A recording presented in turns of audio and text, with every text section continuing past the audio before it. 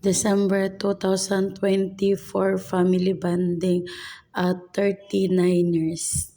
I don't know guys kung 39 years mapabasa. Ay kaniday guys is wala gini sa plano nga mga on mi mag-family bonding mi ani nga month kay kanang since na ay daghang party tapos napay Pasko tapos napay New Year so wala gini sa plano nga magkaon mi.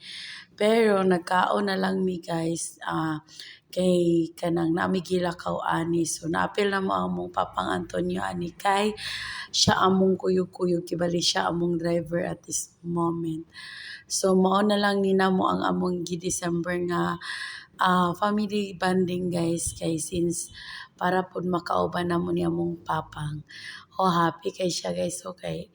Na first time siya nga nakakuyog sa amoa. So, mora to guys. Thank you for watching. Hope humano ninyo tanong video. Bye-bye!